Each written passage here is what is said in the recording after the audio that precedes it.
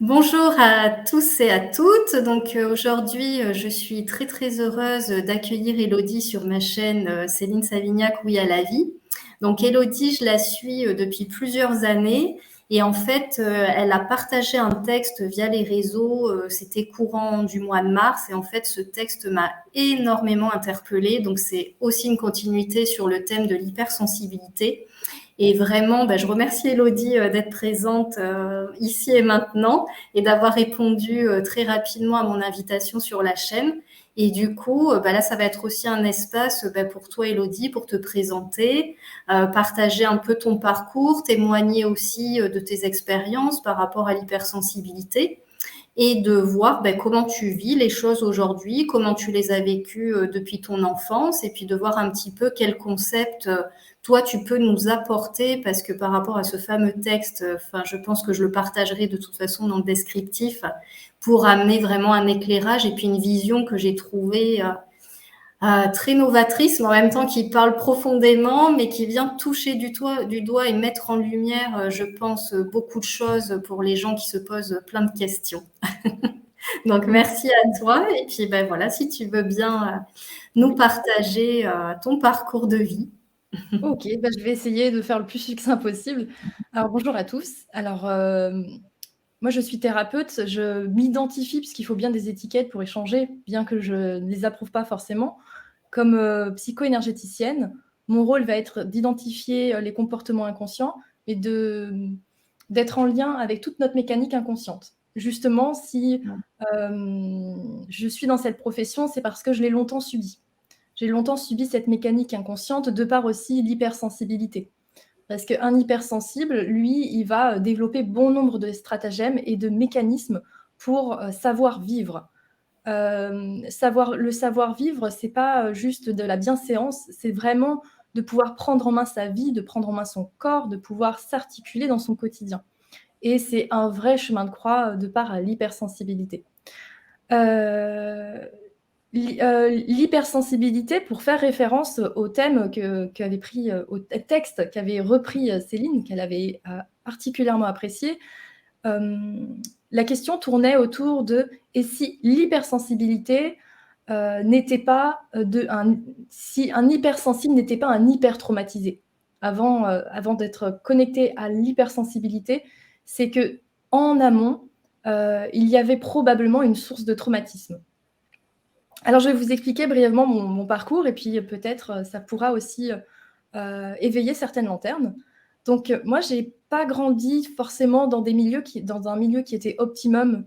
J'ai plutôt grandi dans un milieu qui a activé ma survie très tôt, dès la petite enfance, dans un milieu, on va dire, branlant, chaotique, violent, donc dans la petite enfance. Et je me souviens que très rapidement, j'avais développé bon nombre d'otites. Les otites allaient donc du coup mécaniquement créer un bouchon pour me prémunir, pour me mettre dans ma bulle en fait, ni plus ni moins, comme pour essayer de m'isoler de cette violence parce que pour moi tout était agression. Je ne sais pas si je suis née hypersensible. Je pense qu'il y a des prédispositions génétiques et énergétiques aussi, des empreintes, mais en tout cas, le milieu dans lequel j'ai grandi a favorisé l'hypersensibilité. Ce qui s'est passé, c'est que face au traumatisme, ma structure a développé une hypervigilance. Et cette hypervigilance a fait que je suis devenue très sensible au son. Donc à la fois c'est contradictoire, je me protège en fait en me mettant dans ma bulle, parce que j'ai développé une hypervigilance, donc il y a eu une hyperacousie qui a enclenché du coup des otites à répétition. Donc c'est tout un tas de mécanismes en cascade qui vont faire que c'est très dur de vivre en tant qu'hypersensible. Puis après, on va continuer à se déployer dans le quotidien. Donc en tant qu'hypersensible, on va être particulièrement agressé par toutes les interactions avec l'environnement, toute information, que ce soit de la lumière, que ce soit les sons, que ce soit les énergies, les émotions des gens, parce qu'on veut contrôler notre environnement, en fait. Et donc, il va y avoir naturellement une hyper-émotivité qui va se créer, comme si on était un peu écorché vif. Qu'est-ce qui va se passer de surcroît au fil du développement? Je parle toujours de mon histoire. Eh bien, il y a intérêt à ce qu'il y ait des référents parents qui soient vraiment aptes à pouvoir comprendre l'enfant et le prendre en charge. Alors, quand je dis ça, j'en veux pas à mes parents.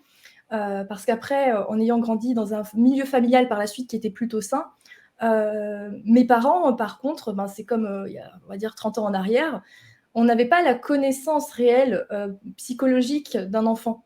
On n'avait pas toute cette connaissance et cette éducation autour du développement de l'enfant. Et donc, ils ont pris mon mutisme peut-être pour de la timidité, etc. Et ils n'ont pas pu prendre en charge l'aspect émotionnel qui était particulièrement intense chez moi.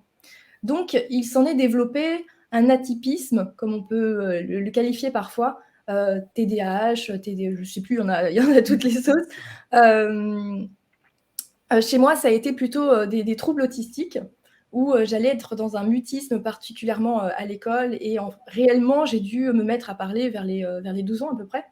Et plus tard on a mis le diagnostic sur le syndrome d'Asperger. Mais encore une fois, ce n'est qu'une étiquette. Mais si on regarde bien le syndrome d'Asperger, on en met l'étiquette dessus parce qu'il va y avoir suffisamment, on va dire, de tares et de difficultés qui font qu'on pose ce diagnostic-là à un moment. Mais en réalité, si on se réfère au syndrome d'Asperger, on va dire le spectre autistique, eh bien, on peut être nombreux à se ranger dans cette case parce que c'est ni plus ni moins le fait que de garder tout un tas de connexions neuronales qui ne vont pas s'élaguer à un moment donné du développement.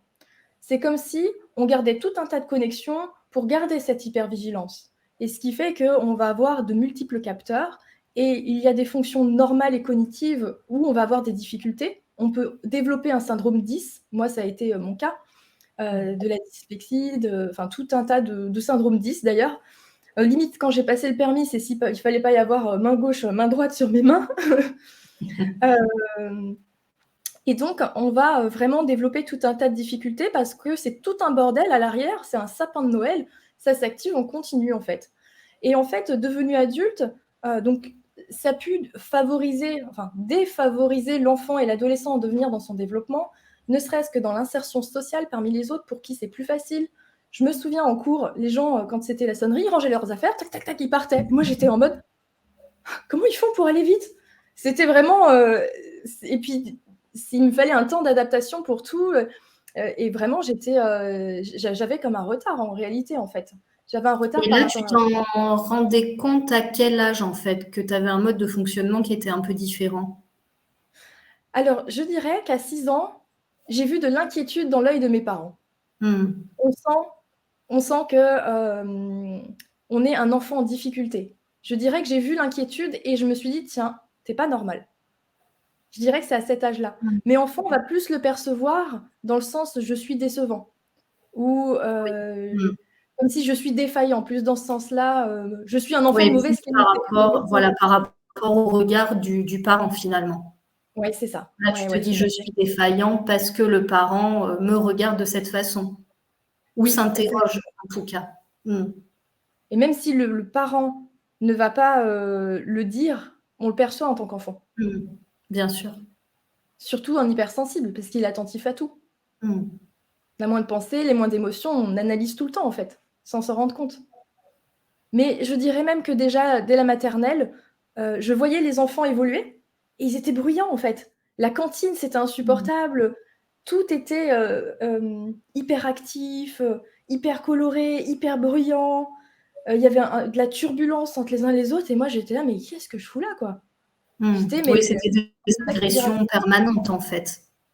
C'était des agressions permanentes, oui. Tout à fait. C'est des agressions permanentes. En réalité, on va vivre des agressions soit directement ou indirectement de par l'environnement, et on va développer une forme d'hypersensibilité qui va nous plonger dans un climat d'agression permanente. Et je vous donne un exemple. Alors, j'espère que je ne vais pas perdre le fil d'actualité. En fait, tout à l'heure, je allais dans une boulangerie, et puis la personne, elle sert les cafés. Et ah oui, juste avant que j'aille rentre dans cette boulangerie, j'étais avec mon collègue et il se met à rigoler. Il se met à rigoler pas très loin de mon oreille. Et c'était spontané. Et moi, ça m'a fait un et je fais ah, crie pas trop fort. Et à l'intérieur de moi, c'est venu réactiver quelque chose. Ce qui fait que quand je suis rentrée dans cette boulangerie, la personne qui servait les cafés, elle entrechoquait les tasses ensemble. Mais pour moi, j'étais en état de sidération en fait. Je me suis bouché les oreilles devant tout le monde pendant qu'on me servait mon café. Je devais aller aux toilettes parce que le moindre bruit, les gens qui me frôlaient, j'étais en PLS en fait, juste pour ça. Donc, c'est intéressant parce que les événements qui nous arrivent avant sont toujours en lien avec ce qu'on a partagé après. Je savais même plus pourquoi tu voulais que je fasse un live avec toi. Et là, quand tu m'as dit c'est sur l'hypersensibilité, je me suis remémoré ce qui s'est passé tout à l'heure et je me suis dit, ah oui, c'est pour ça. C'est pour qu'on puisse en parler. Donc, ce qui va se passer, c'est que cette situation montre qu'on est en train de développer un personnage à l'intérieur de soi, un stratagème d'hypervigilance. C'est le mode hypervigilance qui est activé. Et c'est ça qui est bien de ça, ce qui est rassurant, c'est que ça peut s'activer et se désactiver. Ainsi, on a été stimulé, agressé, et donc on va avoir tous les capteurs à vif et on va être de nouveau agressé et stimulé. La difficulté chez l'hypersensible, c'est qu'il est agressé et stimulé en permanence, donc tous les capteurs sont à vif tout le temps. Mais avec là, l'histoire que je vous raconte, c'est la preuve que ça peut s'ouvrir et s'éteindre, en fait, cette hypersensibilité. Et c'est ça qui est important de savoir. Alors, comment on fait ? C'est tout un processus, tout un parcours de connexion et de réhabilitation de soi, de se réapproprier soi, de prendre conscience et en considération que l'enfant agressé et traumatisé, il est en nous, et que nous, en tant qu'adultes référents émotionnels, on a la capacité aujourd'hui de se prendre en charge. Et ainsi, il suffit simplement, lorsque l'on voit que l'on est agressé, de prendre conscience que l'enfant traumatisé est en train de développer son arme de défense et de juste se parler. Et est-ce que c'est vraiment éteindre, parce que là tu emploies le terme éteindre l'hypersensibilité, je trouve ça très fort. Mais finalement, est-ce que c'est pas juste diminuer et devenir sensible sans être hyper, peut-être? Oui, oui, effectivement, tu fais bien de me reprendre là-dessus, c'est pas le terme le plus juste. On va dire d'éteindre l'hyper-réactivité plutôt, liée à l'hypersensibilité. Jusqu'à aujourd'hui, j'ai que 34 ans, je sais pas ce qu'il en sera plus tard, mais pour moi, on reste un hypersensible toute notre vie. Et je dirais même que ce parcours traumatique que j'ai eu et ce développement m'a permis de mettre en lumière cette facette de ma personnalité qui est l'hypersensible. Mais l'hypersensible ne va pas sans l'hypertraumatisé. Qu'il y ait eu des traumatismes initiaux qui ont enclenché ça, l'hypervigilance, en tout cas en tant qu'hypersensible, on va se faire agresser en permanence. On va se sentir agressé en permanence. D'ailleurs, en se sentant agressé en permanence, on va avoir une propension à attirer les agressions. On va avoir une propension à ce que ce soit vers nous que sont dirigées peut-être des attaques dans le sens, ça peut être des brimades d'enfants, ça peut être quelqu'un qui est agressif, ça va être pour notre pomme. Au travail, on va avoir une propension à attirer l'humiliation, à attirer, comment on appelle ça, le harcèlement aussi. Et c'est vrai qu'on retrouve ça très fréquemment chez les hypersensibles, parce que notre vie intérieure cultivée va générer notre vie extérieure. Et le but chez un hypersensible, c'est de sortir du prisme de l'agression permanente. Quand on sort du prisme de l'agression permanente et qu'on prend conscience que nous, là, l'enfant, il est toujours vivant en nous, et qu'on est le parent, le référent émotionnel qui a la capacité de prendre en charge l'émotion de l'enfant, qui à l'époque était comme ça, en fait, on se rend compte qu'on arrive à reprendre les rênes de notre vie en main et ne plus subir l'hyperréactivité. Oui, parce que finalement, au niveau de l'enfant, comme tous les canaux de perception sont hyper amplifiés, c'est le cas de dire, dans l'hypersensibilité, finalement, ça amène à ce que l'enfant n'ait aucune protection par rapport à l'extérieur. Oui. C'est ça, voilà. Et après, là, comme t'expliques, c'est-à-dire que c'est le parent, nous, l'adulte aujourd'hui, où on prend conscience de cet enfant à l'intérieur de nous, et que là, on est en capacité justement de le mettre en protection et de le sécuriser. C'est exactement ça. C'est comme si on prenait un vaisseau qui remontait le temps et qu'au moment où l'enfant vit quelque chose, puisqu'en réalité, il le vit en permanence au travers des stimuli présents, comme la fameuse tasse à café qui s'entrechoque dans la boulangerie, c'est sans arrêt des portes ouvertes sur les lignes de temps pour venir prendre en charge l'enfant. Et ça demande de la patience, ça demande surtout de la présence, de se voir faire, parce que ce qui se passe chez un hypersensible, c'est qu'on a tendance à faire une fuite de l'incarnation, une fuite du corps et à être très souvent dans l'esprit. Quelqu'un qui va dire, bah moi j'analyse tout le temps, j'ai le cerveau analytique très développé, mais c'est parce qu'à la base, il a le cerveau émotionnel souvent très développé et que le cerveau analytique a dû surdévelopper pour compenser et pour pouvoir pallier à cette sensibilité-là. Oui, justement, je voudrais, si, si tu le veux bien, peut-être appuyer sur le fait de cette fuite aussi, tu vois, par rapport aux énergies. Parce que ça, c'est ce dont tu parlais dans le texte, en fait, ce que tu as écrit et transmis. Et je trouve ça très intéressant aussi. Ok, alors si j'ai bien compris ta question, je vais parler de ce phénomène de fuite. N'hésite pas à me reprendre du coup, Oui, si ça je marche. suis à côté. Alors là, je vais vous parler de la fuite d'incarnation et de l'isolement. C'est-à-dire qu'il est très fréquent chez les hypersensibles d'être seul même en étant accompagné. Et il est très fréquent chez les hypersensibles d'avoir même du mal à se recharger même seul. On a la sensation qu'on a besoin de s'isoler, mais que quand on s'isole, on se sent particulièrement seul, vide et pas nourri. Donc il y a un vide intérieur qui est fréquemment vécu chez ces personnes. Alors je vais essayer de vous expliquer le phénomène. Eh bien, en fait, c'est un phénomène de dissociation qui se passe, une dissociation au corps, à notre corps, tout simplement. En fait, on va se désintéresser et se désinvestir des chakras du bas. On va à la rigueur être dans ces chakras-là, ces chakras du haut, le cœur et ceux d'en haut. On va être dans la sphère de l'esprit. Être dans la sphère de l'esprit, pour moi, ce n'est pas être que dans une personnalité mentale. On peut très bien manifester par l'esprit nos vraies pensées, nos vraies émotions, notre vraie essence âme. Mais sans pour autant vivre notre vie, vraiment être au devant de la scène. On peut avoir la sensation de vivre sa vie derrière une vitre. Et de vivre sa vie derrière une vitre ne nous prémunit pas de ces hyper-réactivités dues à l'hypersensibilité. La tasse à café, elle viendra toujours, qui s'entrechoque, viendra toujours vous mettre dans un état de sidération. Et par moment, on n'y échappe pas. C'est juste qu'en étant derrière une vitre, une part de nous se sent plus en sécurité, du moins l'enfant se sent plus en sécurité, et il va nous dissocier quelque part du vivant. Donc on est moins nourri d'énergie, effectivement, puisqu'on est moins présent. Et ce qui va se passer, c'est qu'on va avoir l'impression de se subir parce qu'on n'est plus aux manettes, aux commandes et à la lucidité de notre vie et de ce que le moi profond ressent. Donc, je vous donne un exemple. Je suis dans la boulangerie, les tasses s'entrechoquent, je suis comme ça, je vais être énervée, agacée, je ne vais pas savoir pourquoi. Peut-être je vais me rendre compte de la crise d'angoisse ou peut-être que je vais agresser mon collègue en parlant parce que il me rajoute un stimuli supplémentaire. Là, dans ce cas, je suis dans l'automatisme. Je ne me rends pas compte du comportement.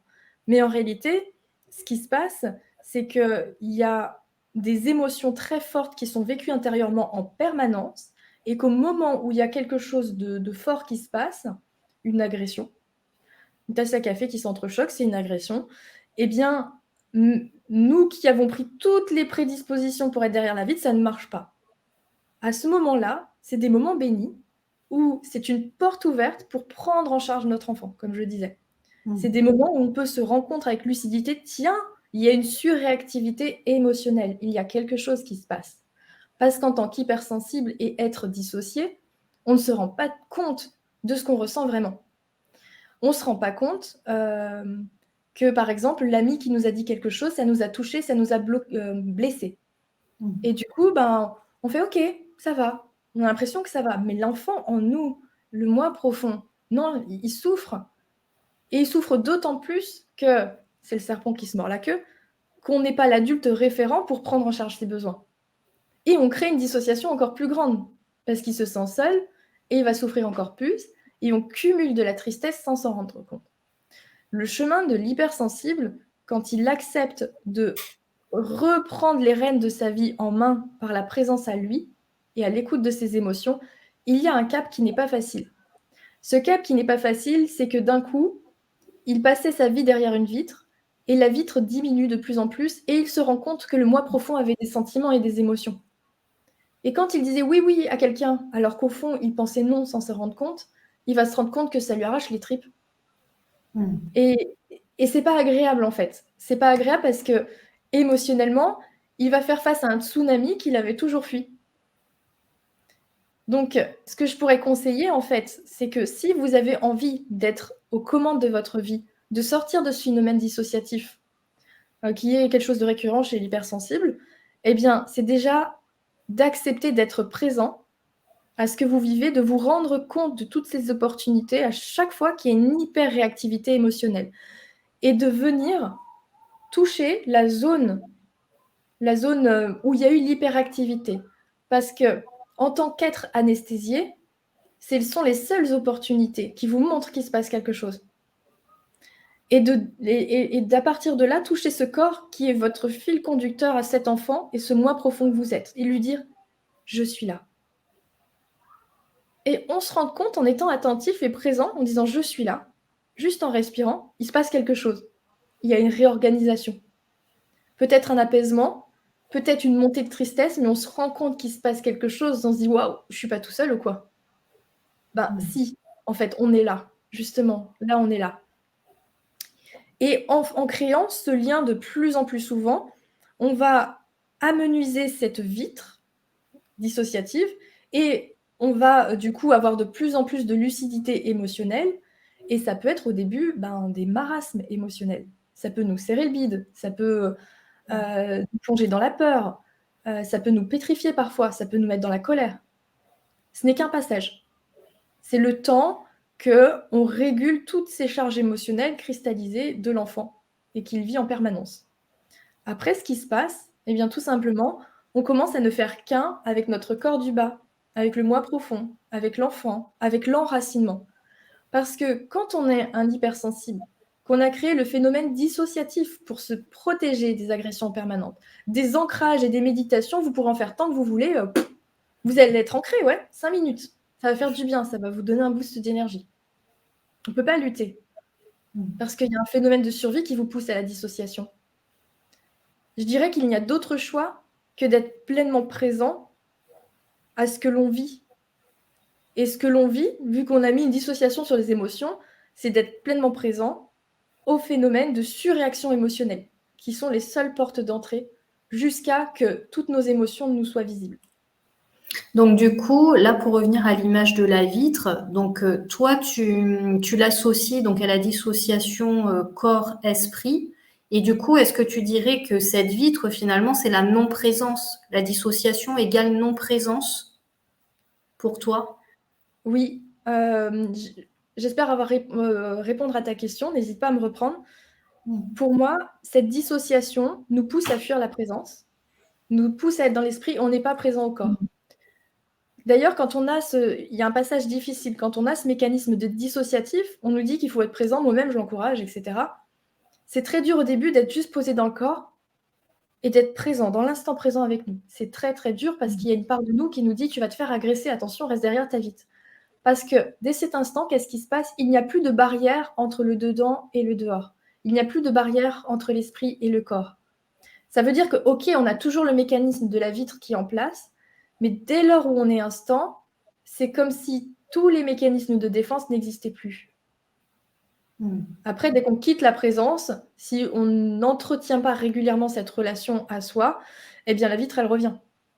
Oui. Ma vitre revient parfois. Ma vitre revient et par contre, ce qui a changé, c'est que maintenant, je me vois faire. Quand ma vitre revient, que je me vois être trop dans l'esprit, je me vois être irritable, par exemple. Je sais que ma vitre est revenue. J'ai peut-être pas fait attention. Pourquoi elle est revenue? C'est peut-être un chien qui m'a frôlé, c'est peut-être un chien qui m'a aboyé dessus. Tu sais, quand on passe les Trouën, là, ça c'est ma hantise de marcher dans une rue. J'ai envie de marcher sur la route. Parce que tu sais pas à quel moment il y a un chien qui va t'aboyer dessus, en fait. Et ça, quand on est hypersensible, en fait, on se rend pas compte, mais c'est un stress. On se dit juste, je marche dans la rue. Mais en réalité, il y a une part de nous qui est là, non, je vais me faire agresser, en fait. Même si c'est juste un waouh, waouh, waouh. Et on sait qu'il va pas nous mordre. Mais c'est vraiment, on a peur de cette surprise parce que c'est tellement intense que c'est vécu comme une agression. Et donc, je me suis pas rendu compte que j'ai recréé ma vitre. Je vais m'apercevoir cependant de mon irritabilité, que ça tourne en boucle, que j'arrive pas à dormir, que j'arrive pas à me poser. Et là, je me dis, tiens, t'as remis ta vitre. Ou qu'il y a quelqu'un qui me dit, par exemple, qui me dit quelque chose qui me touche, que ce soit en positif ou en négatif, et moi, je vais être en mode, En mode distance, je me dis en mode petit robot, je me dis: «Tiens», ou déconnecté, tu as remis ta vitre. Donc qu'est-ce qui se passe si on remet sa vitre? Eh bien, c'est de se parler à soi. C'est ni plus ni moins que l'enfant en soi qui a remis ce système. Donc dans ce cas, je me pose moi souvent si je ressens aucune sensation, tout à l'heure je donnais l'exemple avec une surréaction émotionnelle, là je vous donne l'exemple avec: «Tiens, je suis à fond dans le mental». Donc je vais me toucher le cœur et je vais me toucher le ventre. Parce que en fait, le ventre, c'est ici que quand on est posé, on se sent soi en soi. Et le cœur, c'est l'espace de connexion et de communication. Et là, je parle à mon enfant, je lui dis: «Je sais pas pourquoi, mais je te vois avoir remis la vitre. Tout va bien. Je te demande juste d'être présent». Bon, on dit ce qu'on veut, hein. Je te demande juste de revenir en harmonie et de quitter la sphère de l'esprit. J'ai pas de phrase miracle à vous dire, c'est ce que vous avez envie de lui dire dans l'instant. Vous savez exactement ce que vous voulez vous dire. Vous voulez juste être présent à votre corps et ne plus être en dissociation. Donc trouvez les mots à cet enfant et vous allez voir que ça va vous venir spontanément. Ou même juste dire: «Je suis là». En réalité, les mots, ils mettent juste en forme l'intention et c'est l'intention qui crée. L'intention va établir un dialogue et on va se rendre compte que hop, ça revient en homéostasie. Alors oui, ça va pas être le moment de faire ça si on est dans un état, émotionnel très actif. Donc c'est-à-dire, juste après que le chien il m'a aboyé dessus, je et j'ai pas eu d'endroit où me poser, il y a les voitures parce qu'après qu'est-ce qui se passe? Tout est surréactif, les voitures klaxonnent et cetera. C'est pas le moment de dire: «Allez, enlève ta vitre». Non, parce que c'est comme si, j'aime bien le docteur Joe Dispenza, un professeur en neurosciences. Il donnait cet exemple, eh bien, c'est comme si on était pourchassé par un tigre aux dents de sabre. Il y a le cerveau primitif qui nous dit qu'il y a un prédateur qui est derrière nous. Et c'est pas le moment de se poser, méditer et se dire: «Allez, tout va bien, on se recentre». C'est le moment de trouver un endroit au calme où on peut se sentir en sécurité pour revenir en homéostasie. Et on peut se flinguer une journée comme ça. C'est-à-dire que si et on peut se flinguer une vie, hein, je suis désolée de dire ça comme ça, dans le sens où en tant qu'hypersensible, on va sans arrêt avoir cette vitre qui se remet et si on n'est pas vigilant, à un moment dire: «Allez, je suis là», de vouloir revenir en homéostasie, eh bien, on est dans le mental et on est manipulé par nos petits personnages. Même s'il y a notre âme et notre présence d'esprit, il y a quand même tous nos mécanismes qui sont en place et souvent, qu'est-ce qui se passe? S'il y a un danger, qu'est-ce qu'on fait? On court. Si on veut fuir la présence, qu'est-ce qu'on fait? On est dans le faire. Eh bien, on passe dans notre vie à courir et à être dans le faire, sans jamais être vraiment présent dans ce qu'on fait, même si ça nous plaît. Parce que c'est un mécanisme de défense. Oui, oui, complètement. Et puis je pense que sans parler d'hypersensibilité, je pense que de nombreuses personnes sont encore dans ce mécanisme de faire. Toujours, toujours, toujours, justement, sans prendre le temps de s'écouter vraiment et de revenir à soi.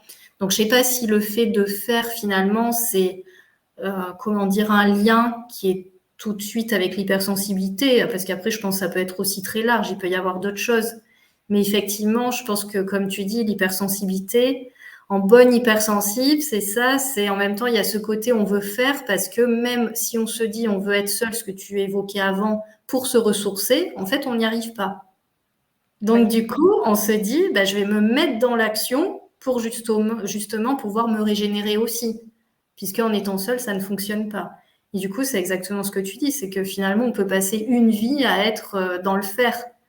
À ne pas être, mais à être dans le faire et à faire. Ouais, c'est ça. Et on peut faire des missions de vie, très honorables, et être quand même dans le faire et pas être vivant. Quand j'ai écrit ma formation, cette formation que j'avais écrit, c'était mon âme, c'était mon essence, c'était mes tripes, ça a aidé plein de gens. Et je vais pas mentir que j'ai été dans le faire tout le long que je l'ai écrit. Je n'ai pris aucun plaisir de réaliser la mission de mon âme. Aucun, absolument aucun. C'était comme, et c'est dur là, j'en ai des émotions et je les reconnais. C'est dur parce que j'étais enfin en train de faire quelque chose que mon âme voulait faire, par rapport où avant je faisais de l'architecture pour des, marques horlogères, super friquées et capricieuses. Ça servait à rien ce que je faisais. Heu dans le sens où il y avait aucun sens profond, en fait. Il y avait aucun sens profond dans ce que je faisais. La vivance et le plaisir que j'ai eu de faire la mission de mon âme sur ces 3 dernières années étaient équivalentes à envoyer 10 mails à un client capricieux Mmh. dont c'est même pas son argent, c'est même pas son projet, c'est même pas son bébé, qui n'a aucun but pour nourrir une matrice en fait de consommation. J'ai pris autant de plaisir là que là. Et pourtant, j'ai réalisé quelque chose d'honorable. Mais merci de partager aussi cette vérité parce que on voit souvent que quand on fait quelque chose justement en accord avec son âme, qu'on est au service aussi, en fait, il y a un peu cette notion de dire, ah, mais quand ça vient de mon âme, tout est fluide, tout est facile, tout est simple. Et je Mmh. te remercie de poser ça parce qu'effectivement, non, c'est pas si simple parfois. Quand on est Ça peut présent. être facile de suivre l'élan, parce qu'il y a l'élan qui est là et c'est OK. Mais en même temps, de mettre en place les choses dans la matière, ben parfois, oui, ça coûte aussi beaucoup d'énergie. Ça demande, oui, d'avoir aussi une endurance qu'on n'a pas forcément. Enfin, comme tu dis, il y a un moment donné, c'est être au service et parfois, on peut ne pas ressentir le plaisir à des instants comme ça. Donc C'est ça, je ça. te remercie aussi de le partager parce que dans la spiritualité, moi j'entends énormément ce discours, hein. Ah mais si, on suit l'élan du cœur, l'élan de l'âme, tout est fluide, tout est simple, tout est facile. Mais non, parce que justement, on est quand même dans une densité, on est incarné, donc avec aussi tout ce qu'il y a autour de nous. On n'est pas les seuls à gérer aussi toutes ces vibrations-là. C'est quand on s'éveille à la spiritualité, c'est bien, on va être connecté plus à notre essence d'âme et on va pouvoir faire un projet qui est très honorable, qui peut aider plein de gens, vraiment faire quelque chose de très concret qui va aider plein de gens. Mais c'est pas pour autant que ça va être fluide et que notre vie, elle va être. Et c'est souvent pour ça, il y en a qui disent, et moi-même, hein, je disais, mais c'est pas possible, j'aide plein de gens et ma vie, Mm. elle est merdique. Ben oui, regarde ta vie intérieure, super, t'as fait plein de trucs trop bien. Et maintenant, tu regardes ta vie intérieure, donc c'est forcément que la vie extérieure, elle va te renvoyer ce que tu cultives à l'intérieur. Mais c'était pas dans le sens punitif, c'était juste une synergie en fait. Et c'est pour ça aussi, j'avais écrit d'autres articles, notamment celui de lâcher la mission. C'est super, Mm. on a eu une mission, on a un projet, ça va aider plein de gens, ça aide plein de gens peut-être, mais de lâcher l'aspect mission, dans le sens c'est ma mission, je dois aller jusqu'au bout, où on se met la rate au courbouillon, pour déjà pour que notre vie ait un sens, pour sauver les autres, pour ci, pour ça. Même si c'est notre âme qui nous insuffle le projet et que ça a vraiment des vertus autour de nous, il faut lâcher l'aspect mission parce que sinon, nous, on récolte et on vit la même merde qu'avant notre vie où on était éteint ou pas spirituel ou que notre travail n'avait pas de sens. Oui, puis ça peut aussi venir nourrir le personnage qui va endosser une belle cape et puis qui va se faire croire que il est missionné pour ça et que s'il fait pas ça, ça ne va pas. Oui, Alors que mais c'est je une pense fuite. qu'on est au-delà de la mission en soi. Effectivement, et ce personnage-là, ça peut être une fuite aussi. Parce Mm. que qu'est-ce qui se passe? Effectivement, en étant en dissociation, on va vivre un vide intérieur, en n'étant pas présent à soi et du coup dans l'incapacité vraiment de se nourrir soi. Et du coup, on va être dans le faire pour se sentir exister, parce que ce ne sont pas exister par soi, tout simplement. Et on est dépendant et addictif de missions spirituelles. Je ne dis pas que c'est pas honorable de ne pas faire la mission de son âme. C'est justement, il y a un équilibre. Comme s'il y avait souvent un passage, je vois beaucoup de personnes qui sont dans la même configuration que moi, qui, dans la spiritualité, vont faire quelque chose d'honorable, ils vont être dans le faire, mais du coup, après, ils doivent se développer pour pouvoir être dans l'être, Mm. pour que la mission d'âme, elle soit vécue. Alors là, je me suis un peu perdue dans le fil. Ouais, mais je crois que j'ai tout dit. Ouais, merci beaucoup, Élodie. Enfin, vraiment, je trouve très très riche cet échange. Et puis, peut-être justement aussi, je voudrais qu'on revienne là encore une fois par rapport au texte. Tu vois, par rapport à la médiumnité. Alors, ça rejoint là, un petit peu ce qu'on vient d'évoquer, mais aussi cette recherche. Alors, voilà, parce que moi, ça me fait forcément écho parce que je suis aussi canal. Tu vois, je peux me nommer comme ça. Donc, en réception aussi de messages, d'informations diverses et variées. Et c'est vrai qu'il y a un moment donné, c'est là où on se dit, mais à quel moment je suis vraiment là, droite dans mes bottes et bien ancrée aussi. et est-ce que je suis pas trop justement dans cette sphère beaucoup plus finalement de l'esprit. Alors comme tu dis, c'est voilà, il y a des choses qui passent et c'est OK. Mais c'est vrai que tu vois, après avoir lu ton texte, moi ça m'a fait écho parce que je me suis rendu compte que oui, bien sûr, ça m'avait servi également de fuite. Oui. Clairement, Et clairement. je dirais même plus, ça a servi de fuite et ça a aggravé le problème aussi. Mm.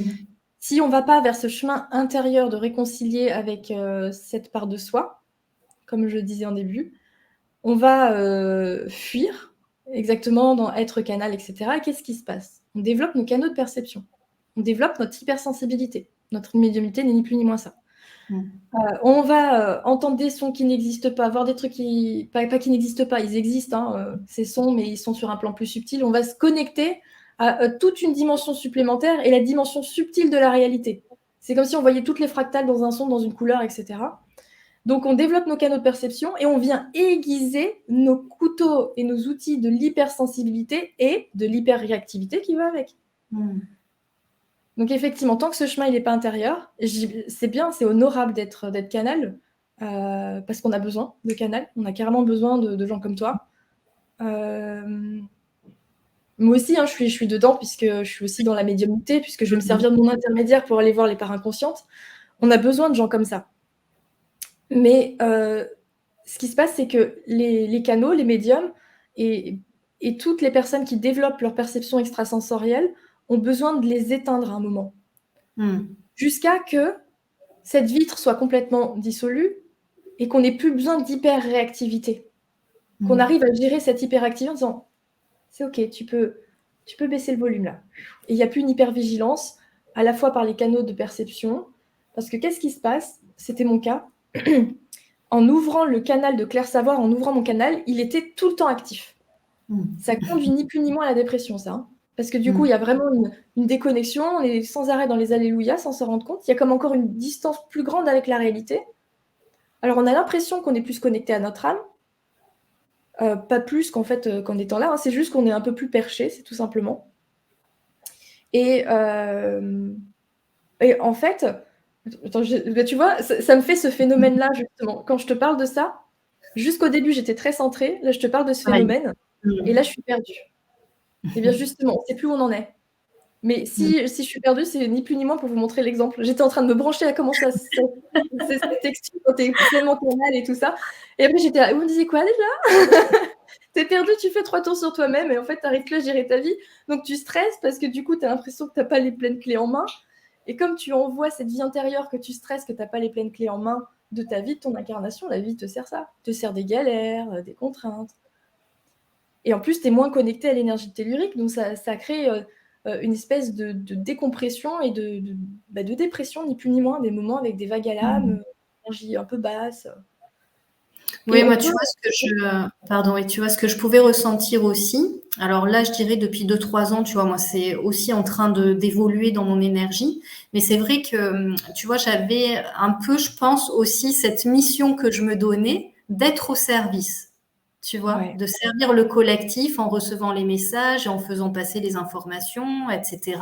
Ce qui m'était donné d'être transmis. Et c'est vrai qu'à un moment donné, c'est comme si là, j'ai eu un switch où on m'a dit, mais à quel moment tu es à l'intérieur de toi?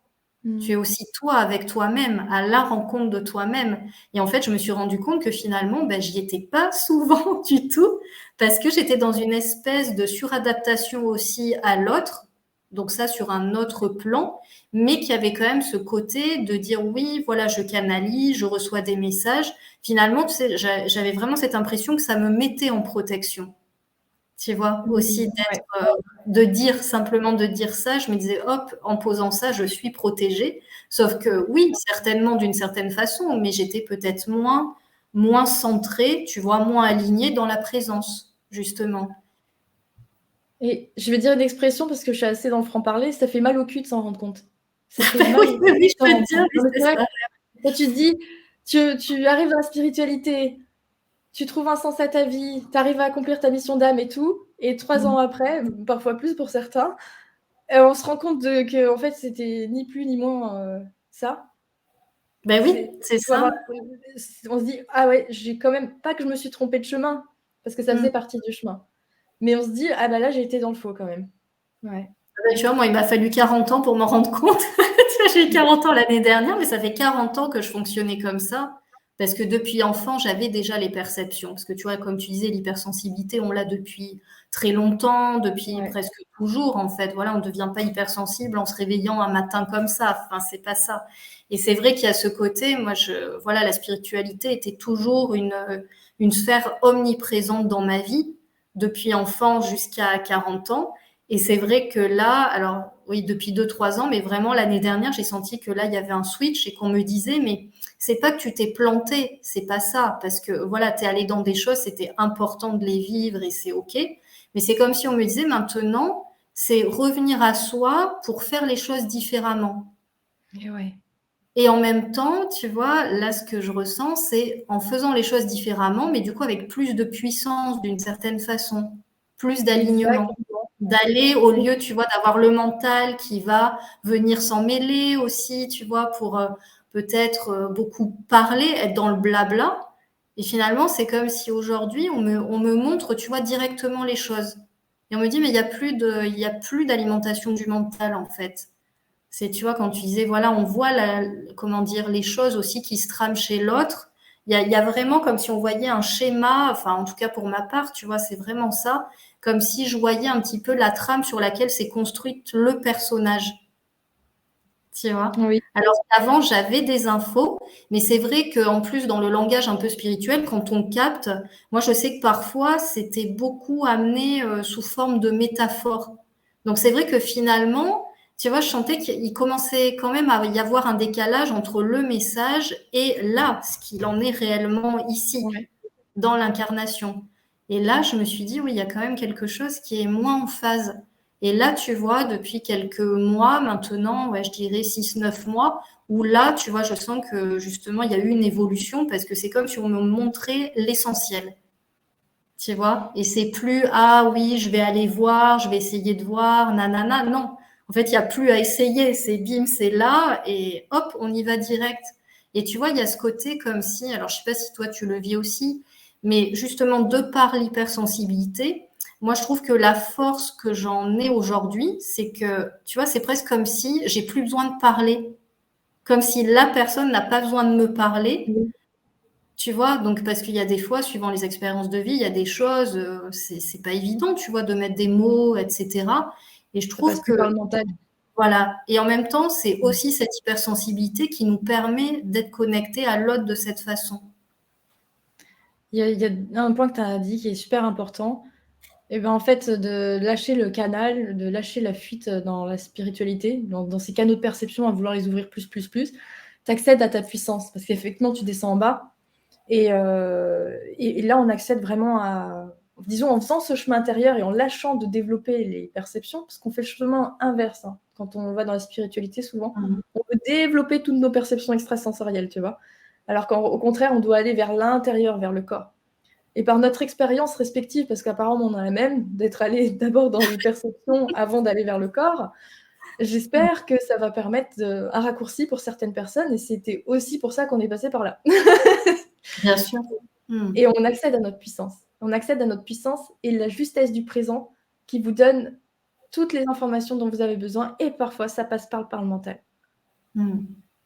Je voulais revenir sur quelque chose aussi, un truc intéressant où tu as dit euh, que des fois on était un peu l'autre. Chez les hypersensibles, on est un peu Mhm. l'autre, ça nous permet de le comprendre. C'est très pratique quand on est thérapeute. Il faut bien savoir s'y débrancher et se reconnecter à soi. C'est pourquoi il est intéressant quand on est hypersensible et thérapeute de faire ce chemin intérieur et de pouvoir se parler à soi en disant allez, je me recentre, je suis plus Mhm. l'autre. De récupérer les rênes pour avoir un peu tous les boutons en main. En fait, il se passe quelque chose, c'est que de par ce phénomène dissociatif, on est vide. Il y a un Mhm. vase, il y a un vase vide. En fait, c'est comme si notre soi intérieur, cet espace du plexus sacré, il était vide. Et du coup, on peut déjà venir se faire picorer, on est perméable, on nous prend de l'énergie.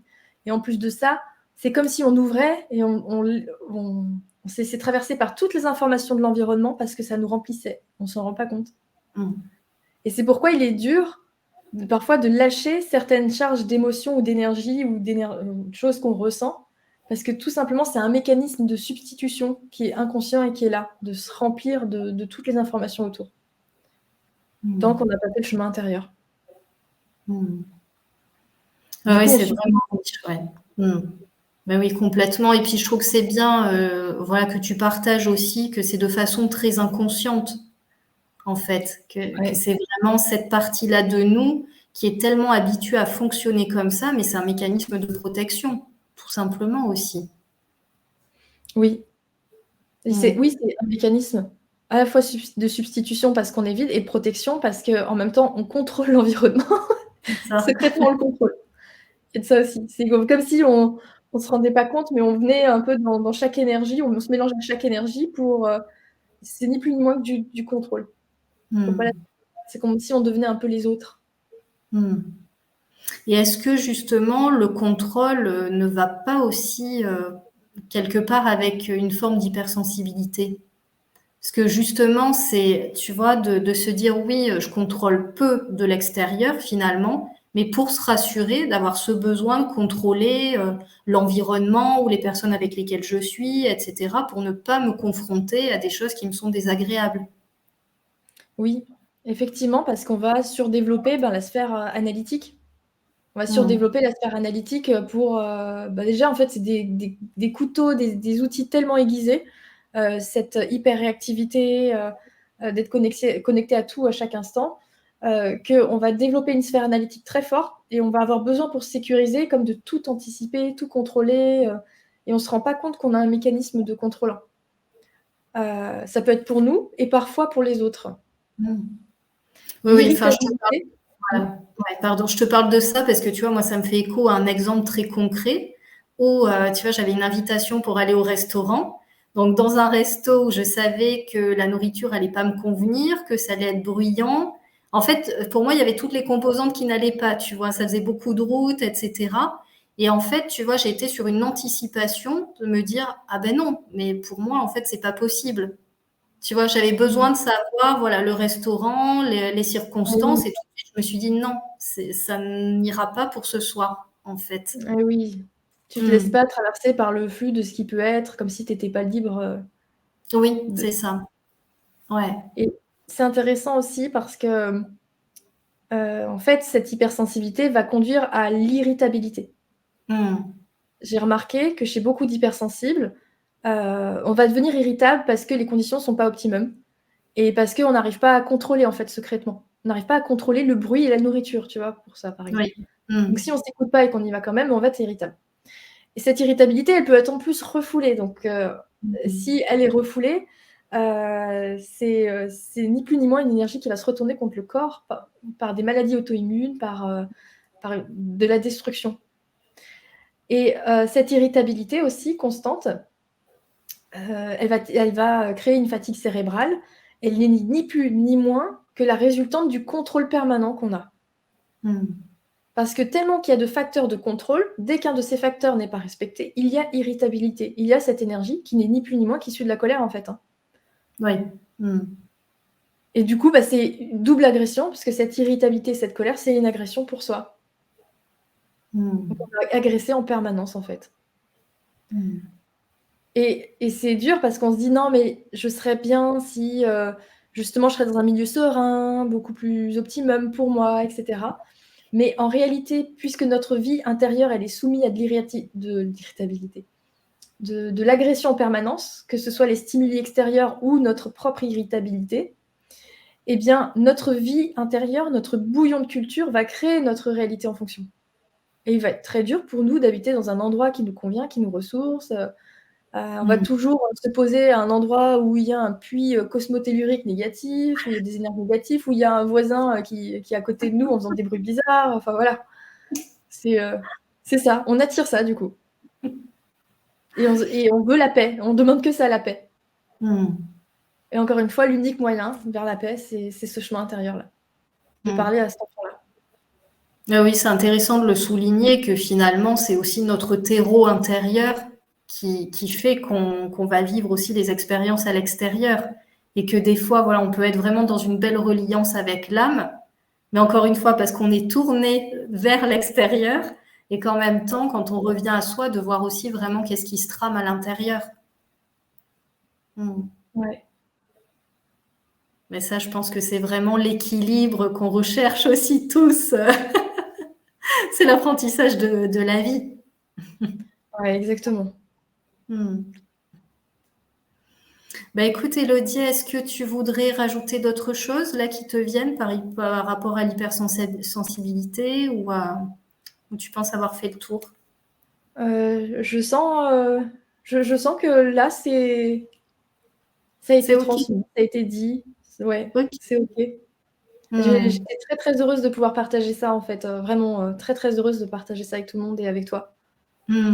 Ah oui, oui, c'est vraiment un pur plaisir. Et puis, je trouve que là, ta vision des choses est d'une richesse incroyable. Et vraiment, je sens que ça va parler à beaucoup et que ça donne des clés, justement. Donc, je pense que aussi, c'est drôle. Enfin, je partagerai ton lien par rapport à ton nom de thérapeute qui est Décliquer des clés aussi. Merci. Parce que c'est Merci vraiment beaucoup. des clés que tu nous as partagées ce soir. Et merci beaucoup pour ça. Oui, un grand merci à toi pour avoir créé cet espace-là, hein, pour avoir créé cet espace d'échange, de parole. C'était très paisible. C'était très, très paisible et fluide. Bah écoutez, merci beaucoup à tout le monde et puis je vous souhaite plein de belles choses et voilà, prenez note de toutes ces richesses, toutes ces petites pépites et ces clés partagées parce que vraiment c'est sacré. Merci encore. À Merci bientôt. à tous. Ciao, ciao.